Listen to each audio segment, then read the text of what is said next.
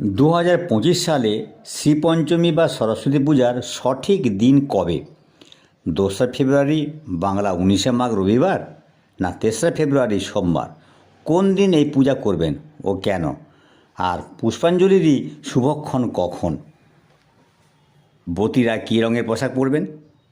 প্রিয় শিক্ষার্থী এবং প্রিয় দর্শক, এ পূজা পঞ্চমী তিথিতেই হয়ে থাকে এবং যেটি এবছর রবিবার 12টা 15 মিনিট থেকে সোমবার দিবা 9টা 59 মিনিট পর্যন্ত এই তিথি থাকছে।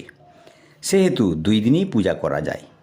তবে শাস্ত্রসম্মতভাবে সোমবার দিন পূজা করাই শ্রেয়, কারণ সূর্যোদয়টি পঞ্চমী তিথি সোমবারেই পাচ্ছে।